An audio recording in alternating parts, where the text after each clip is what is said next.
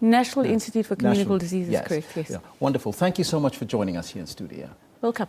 Now, what do you make of the cholera or the potential cholera outbreak in Bloemhof? Well, I think the important word here is potential, and I think the reality is at this point we don't have any results, and it is probably an outbreak due to a mixed etiology, in other words, causes. Okay, so I think cholera is probably lower on the cards, but it's highly likely that there are other bacteria, viruses, or even parasites that may be responsible if the water is contaminated by sewage. Now, for those of us not familiar with cholera, what is it, and please clarify that for us. Okay, cholera is basically a bacterial disease that is caused by a bacterium Vibrio cholera, a particular serogroup of this, Vibrio cholera 01, which contains a toxin which is developed in such a way that it actually actively pumps water out of the gut, which is why patients dehydrate so rapidly. So it's not an invasive disease. Typically, it only affects the gut, but because this toxin actually has an active pumping action in the gut, patients are very, very at risk for rapid dehydration and thereby death. Caused by sewage going into water, is that the case or not, or is there other causes? The most common association in a cholera outbreak is normally ideal environmental conditions.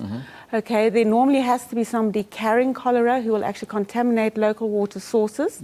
It certainly is spread fecal orally, in other words, could be via contaminated sewage. However, we haven't had any cases in the country in over a year, so the likelihood therefore is lower on the cards. Not to say that we shouldn't be cautious about it, but we should be equally cautious about the other diarrheal pathogens circulating as well. And they can also cause deaths, particularly in children under the age of 5. So let me just clarify, so it is contagious? It is contagious, and it is definitely spread via contaminated sewage, whether Vibrio cholera or, like I say, whether due to other pathogens. 5 schools have closed now in Bloemhof due to the potential cholera outbreak in the northwest. What measures do you think should authorities take to prevent the spread of cholera? I think it is critical to do water testing. Okay, they need to actually test the water in the Bloemhof Dam, see how high the fecal coliform counts are there, see whether there are problems with water treatment plants, and very, very importantly is actually educate the local communities to take precautions until they are sure that the water treatment and other actions that the government has taken are working. This would include such things as making sure that the water has been boiled or at least treated through the addition of chlorine to the water at home if the piped water is not adequate. Other things that people can do is they can buy bottled water, although that is of course extremely expensive. So home treatment of water is possibly the best option, and the local authorities will assist in trying to identify the sources and managing the source as soon as possible. So home treatment of that water would include boiling the water first? Boiling the water is probably one of the easiest ways of actually treating the water at home. What other ways do you have to do that? The other alternative is if you filter the water, and then you can add chlorine, just normal household bleach to the water. And in 5 litres, if you add a capful of bleach, it should be adequate to treat any pathogens, provided the water has been pre-filtered. Because water that actually contains detritus or organic material won't actually respond very well to the chlorine treatment. If you say organic material, what does it mean? Organic material could be either leaves, bits of trees bark, basically anything that the bacteria can go and hide in, so that the chlorine can't penetrate adequately. Now, should people in the Bloemhof area be alert, or should they wait for authorities to come back to them on this issue? What should they do in the meantime, you think? I think they should be alert anyway. We know that there is a diarrhea outbreak.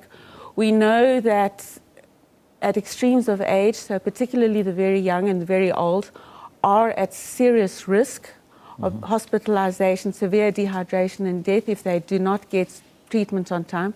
So a high incidence of precaution by people living in the area and taking any sick children to the local health clinics for treatment would be advisable.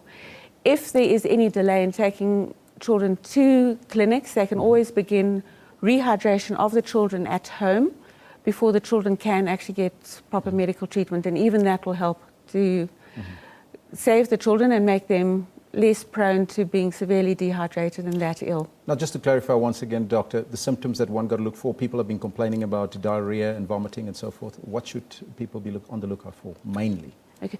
Primarily what we're concerned about is the diarrhea.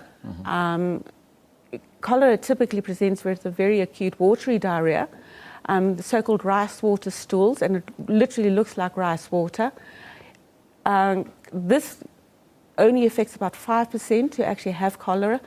30% of people with cholera will present with a milder form of diarrhea, and 70% of people will not present with diarrhea at all. If there are other pathogens circulating, we might find that there are people presenting with dysentery, okay, either bacillary dysentery or alternatively amoebic dysentery. Dysentery being blood in the stool. This has to be treated with some sort of antimicrobial. So here medical treatment is absolutely necessary. And then with the vomiting, it normally is quite a severe projectile vomiting, maybe associated with stomach cramps. At the end of the day, most of these diseases are actually self-limiting, so they will eventually go away. But what we are hoping to avoid is those very, very sick patients needing prolonged hospitalization, intravenous fluids for recovery, and obviously death. So mild effects of cholera, can you treat it at home or not? Very mild cases have been treated at home. My personal feeling is that in the case of cholera, if it is suspected, the best thing is to go to the clinic so they can take a stool specimen and send it to the laboratory. But like I said, at this stage, we're still waiting for final laboratory results. So it is quite critical that we do still get specimens from the people living in the area. Doctor, thank you so much, and it's very insightful. Thank you very much. Thank you very much for coming through. That was Dr. Karen Keddy, joining us here in studio, the Chief Pathologist at the Centre for Untreated Disease, talking to us about cholera.